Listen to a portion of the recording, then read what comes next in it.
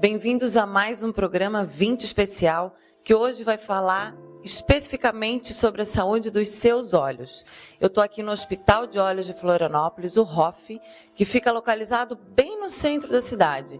E é um hospital maravilhoso, que está com uma tecnologia incrível e um grupo de médicos, de profissionais, para sempre atender muito bem a você. E agora eu vou conversar com a doutora Cláudia Nascimento, que ela é oftalmologista, especialista em retina e vítreo.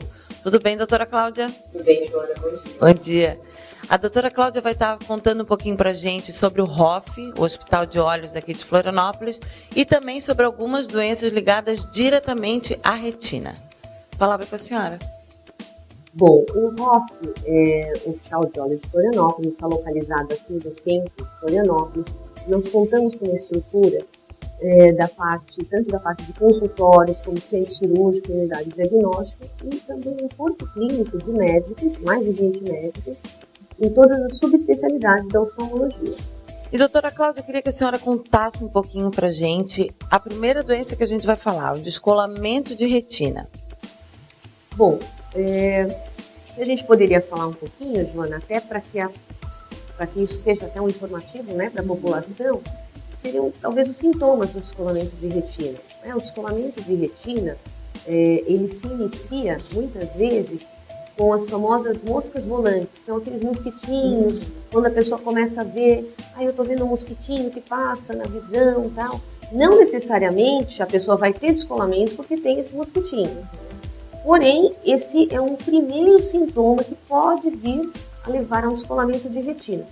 Um outro sintoma, que já é um pouquinho maior, mais relacionado ao descolamento, seria o flash de luz. O flash de luz, a pessoa está, por exemplo, numa sala, né, não necessariamente numa sala escura, mas numa sala clara, de repente ela vê como se fosse um flash de uma máquina fotográfica. Isso, o que significa? Significa a tração do vítreo, que é a gelatina do olho, puxando a retina. E muitas vezes rasga a retina. Nesse momento, se a pessoa ela consegue chegar a um serviço de oftalmologia, se ela tiver uma rasgadura, e ela fizer um tratamento, que é uma profilaxia, que seria um laser, ela evita o descolamento de retina. E o descolamento de retina, propriamente dito, né, seria a pessoa ver uma mancha escura, é como se fosse uma cortina. Dependendo do local onde é o descolamento, essa mancha ela pode vir da parte de cima, ela pode vir da parte de baixo, ela vem do lado, mas é bem nítida. A pessoa chega e fala, parece que a minha pálpebra caiu, ou parece que tem uma cortina em cima do meu olho. Esse é um sintoma do descolamento propriamente dito. E com relação ao tratamento, assim, se a pessoa descobriu no começo, se a pessoa levou muito tempo para descobrir que está com descolamento de retina, isso pode causar algum problema no tratamento propriamente em si? Sim, sem dúvida que a retina é um tecido nervoso. E todo tecido nervoso, você não tem uma recuperação total, né? É difícil, não há regeneração. Então, se você chega bem no início do descolamento, ou seja, se você tem apenas uma parte da retina descolada, a sua recuperação vai ser muito melhor. Por exemplo, na retina nós temos uma parte, que é a parte principal, que é a mácula, que é responsável pela visão de detalhes. Se você tem um descolamento nas partes periféricas e você tem a mácula colada, e você chega antes da mácula descolar, aí sim você faz a cirurgia, sua recuperação é 100%. Porque aquela parte não era responsável pela visão de detalhes. Se você tem um descolamento total da retina, mas você chega logo no início, a tua recuperação, de repente, pode ser muito maior do que se você chega dali a um mês, dali a um ano. E claro que todo descolamento, toda cirurgia e toda recuperação é diferente de indivíduo para indivíduo. Então, as pessoas têm, claro, recuperações diferentes, mas o melhor sempre é chegar no início, e a tua chance de recuperar é muito maior. E vale aí, né, ficar o alerta para as pessoas, porque às vezes é uma coisa do dia a dia que acha que a vista cansada, alguma coisa assim, e não é. Né? E vale vir aqui ao ROF fazer uma consulta para ver se está tudo bem com os olhos. E com relação à cirurgia desse descolamento de retina, como é que vem? A pessoa vem, ela tem que ficar internada, qual que é o procedimento? Olha, hoje em dia, na oftalmologia, é muito difícil você ter um paciente que precisa ficar internado. As cirurgias, elas são feitas durante o dia, a pessoa, ou à noite, se for uma urgência, mas ela vem para o hospital, ela é anestesiada, ela vai ser operada e depois ela vai para casa. E volta no dia seguinte para para fazer o pós-operatório. E o processo é cirúrgico, né? Acho que você perguntou, não sei se eu cheguei a respondê-la, mas o descolamento de retina é cirúrgico, né? Não existe um tratamento clínico, um colírio, um medicamento do descolamento de retina. E agora eu gostaria que a senhora falasse um pouquinho sobre a degeneração macular. Bom, a degeneração macular relacionada à idade, ela é uma doença genética e ela também é afetada por fatores ambientais. Então, você vai ter aquela pessoa que ela tem aquela genética, ela tem um fator genético, né, para ter a doença. Porém, se ela é uma pessoa que é um fumante, é uma pessoa que come poucas frutas e verduras, é uma pessoa que está muito exposta ao sol, esses 3 fatores, eles vão influenciar negativamente para que a pessoa tenha a doença. E se a pessoa, ela na verdade não fuma, come muita fruta, muita verdura, protege os olhos do sol, ela até pode ter a doença, porém esses fatores que estariam somando, eles estão na verdade ajudando, então ela pode ter a doença numa forma mais branda, mas é uma doença multifatorial, ou seja, você tem o fator genético e os ambientais agindo para que o paciente tenha a doença. E a degeneração macular, ela ocorre também na retina, claro. E você tem, como eu falei para você, da mácula, que é a parte principal, ela ocorre justamente na parte principal da retina, que é a mácula, onde você tem as camadas, né, da retina, porém, embaixo da retina começa a se formar vasos, começa a se formar estruturas que não deveriam estar ali. E aí elas prejudicam a visão. Não se consegue formar a visão. O estímulo luminoso, quando ele chega na mácula, ele não consegue se formar, não consegue ser transmitido para o cérebro. Por isso a pessoa começa a ter uma visão tortuosa. Os primeiros sintomas são, ela olha um poste, ela vê o poste torto, ela vê uma linha, ela começa a ver a linha torta. Depois ela começa, conforme vão se passando os estágios, ela começa a ver uma mancha escura no centro, né? Tudo isso eu estou te falando da degeneração macular exudativa, porque tem 2. Tem a seca, né, que é uma degeneração macular que ela é mais cicatricial, e tem a exudativa que ela evolui rapidamente. E hoje em dia tem tratamento, que existe o tratamento, para exudativa. Bom, o tratamento para degeneração macular relacionada à idade, né, na forma exudativa, ele consiste de aplicações dentro do olho de um medicamento que ele é anti-angiogênico.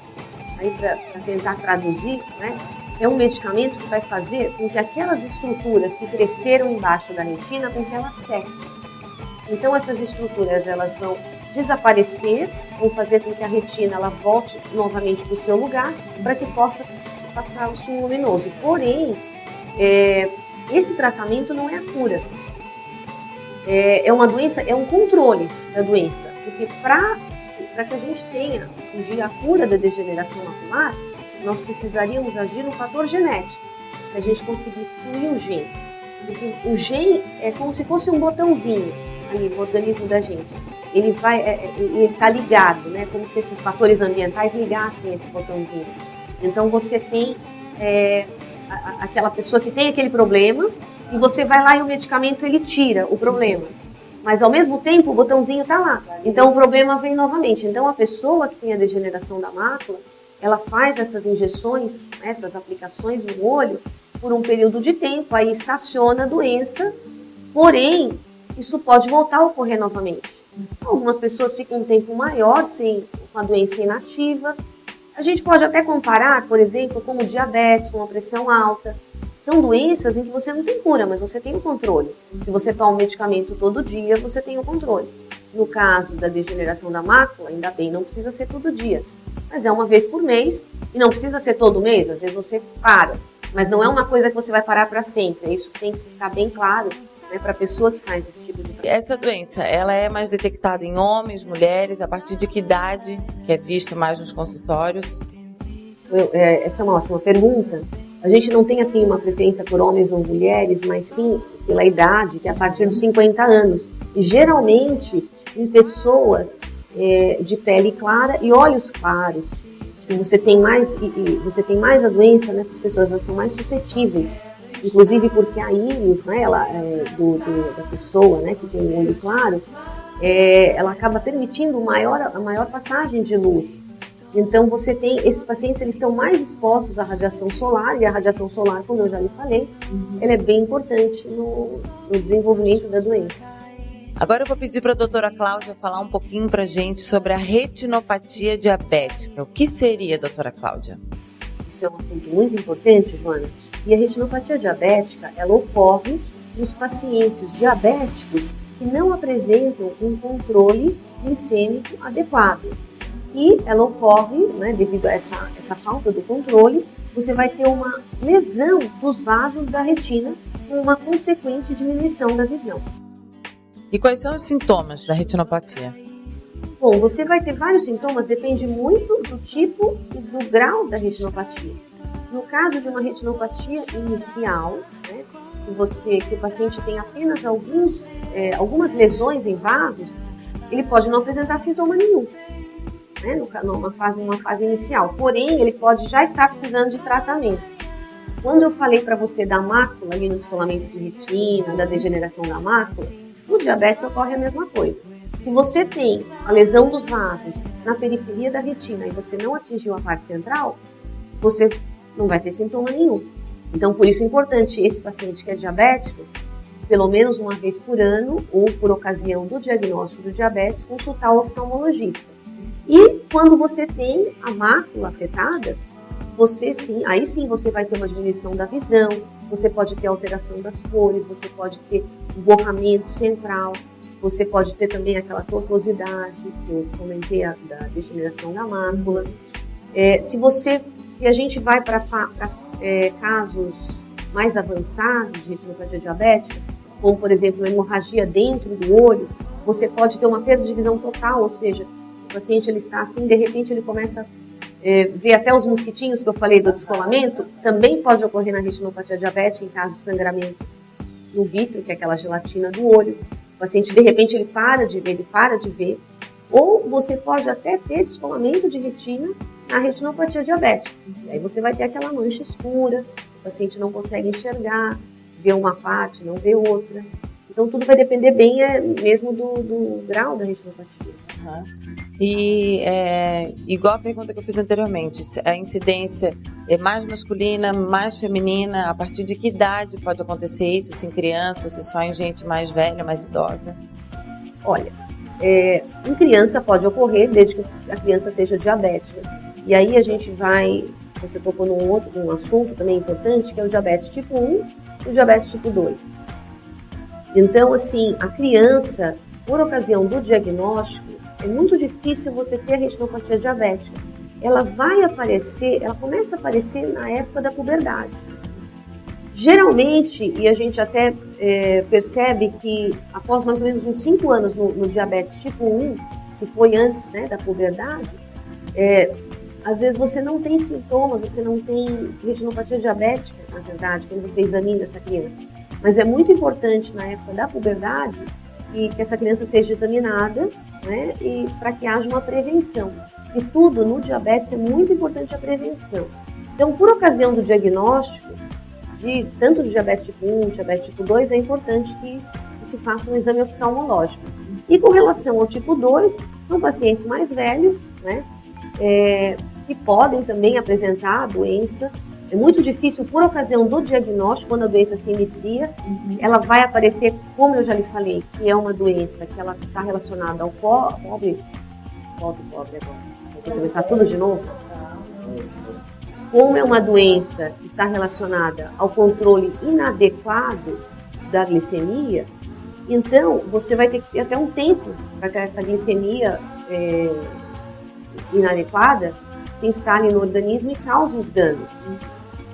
Então, a idade varia muito do tempo que a pessoa tem o diabetes. Então, você pode ter em crianças, você pode ter em adolescentes, você pode ter mais em adolescentes, criança é muito difícil. Você pode ter em adolescentes, você pode ter numa faixa etária mais velha. Mas no caso aqui, o diabetes não está muito relacionado à idade, e sim mais ao controle da glicemia. E a questão do tratamento, se é um processo cirúrgico que é feito, se é a laser, se é remédio que se toma? Bom, se você pega as fases iniciais da retinopatia diabética, você consegue fazer um tratamento a laser. O laser ainda é o padrão ouro para o tratamento da retinopatia diabética.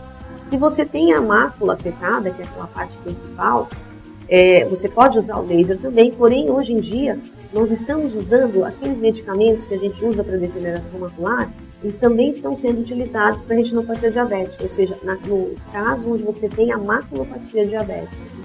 E é claro, quando você tem hemorragias, quando você tem descolamentos de retina, aí sim o tratamento é cirúrgico. E esse sangramento, esse descolamento, ele pode acontecer de um dia para o outro? A pessoa acordar já com alguma coisa e ter que vir correndo para cá para se tratar? Olha, ele nunca acontece de um dia para o outro, como eu falei para você. Se ele aconteceu do dia para o outro, é porque a pessoa já tinha mais tempo, ela tinha naquela parte periférica, ela não percebeu, não fez o controle, não fez a profilaxia de ir ao médico, de tentar se cuidar. E aí, claro, acontece de um dia para o outro. Né? Ela pode ter um vaso que pode sangrar, ela estava bem, no dia seguinte ela ter esse vaso e sangrar e ela tem que vir para o hospital, né, para fazer um tratamento. Aí não necessariamente ela vai precisar fazer uma cirurgia de um dia para o outro, vai depender de cada caso.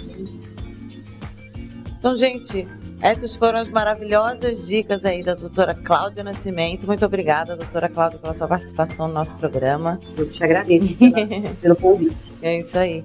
As dicas foram muito boas e vale a pena, gente, a gente ficar de olho no nosso olho, na nossa saúde, para de repente estar prevenindo algumas doenças que são facilmente tratáveis, né, indolores, porque hoje em dia a medicina, graças a Deus, está super avançada.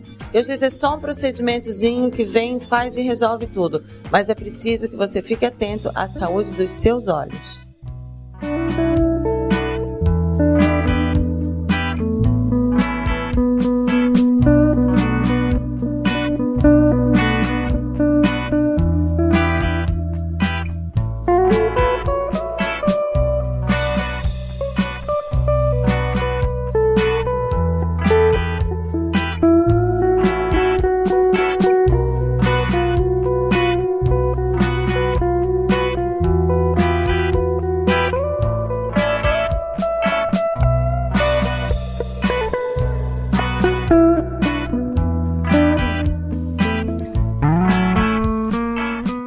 E esse é o momento mais do que especial do nosso programa 20 especial de hoje. Estou aqui com o Dr. Hernani Luiz Garcia. Ele vai fazer uma cirurgia de catarata. A gente vai estar mostrando para vocês como é que funciona.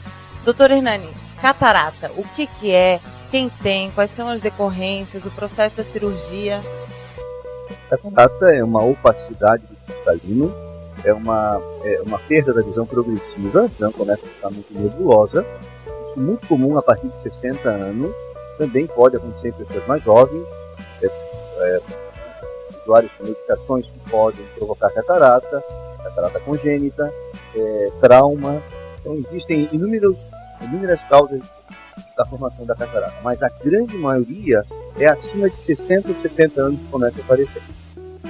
Eu sei que hoje em dia a tecnologia está super avançada, né, doutora? A gente vai estar mostrando aí para o telespectador cirurgia para vocês, que leva um tempo mínimo, é muito rápido, né? E toda a aparelhagem que tem, eu sei que é um aparelho de fora que vocês usam aqui, que é de última ponta. Eu queria que você explicasse um pouquinho como funciona todo esse processo da tecnologia que vocês usam aqui no óculos. Então, exatamente. Ao longo desses 22 anos que eu sou especialista em catarata, é impressionante a rapidez da evolução dessa tecnologia. Então, a cirurgia da catarata hoje tem utilizabilidade do cirurgião, né, da médico, da educação, do preparo do caso e da tecnologia. Então, a cirurgia para ficar perfeita, ela depende de alta tecnologia. Porque além de corrigir, além de tirar a catarata, a opacidade, trazer transparência para o paciente, a gente hoje também procura corrigir opticamente, ou seja, minimizar o uso óptico. A grande maioria dos pacientes que fazem catarata hoje em dia já não precisam mais usar óptico, usam muito pouco. Então isso assim é o grande avanço na cirurgia da catarata. As incisões são muito pequenas. Quando eu comecei, a incisão de 12 milímetros levava 8, 9 pontos.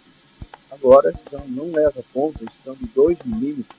O paciente em 2, 3 dias é liberado das suas atividades, né? Somente internavam o paciente para fazer cirurgia de catarata. Então é um grande avanço, né? Lógico, ainda a cirurgia aqui exige muito cuidado pós-operatório, o uso da medicação corretamente, as infecções existem, sempre vão existir, mas cada vez menor o risco de complicações. Então é isso aí, gente. Vamos acompanhar a cirurgia aqui com o Dr. Hernani agora. As imagens vão estar passando para vocês.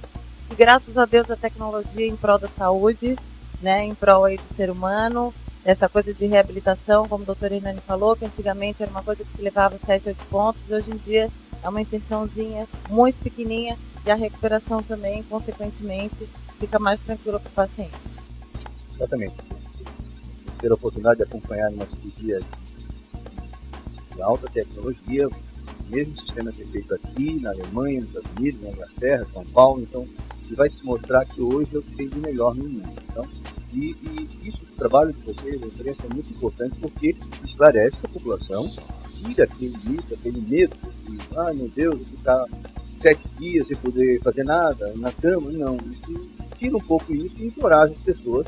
E muitos com catarata em casa, não querendo operar, com medo, com receio, deixando de aproveitar a vida. E a gente vê, o resultado é tão bom que as pessoas de mais idade rejuvenescem, não motiva mais para avançar, para curtir a vida, a paisagem, cores, como chama a atenção, eles relatando a nitidez das cores que passam a acontecer após isso. Então o trabalho de vocês é muito importante para levar até a comunidade essa oportunidade. Então tá, gente, fiquem com as imagens, doutor Hernani agora para cirurgia. Até mais.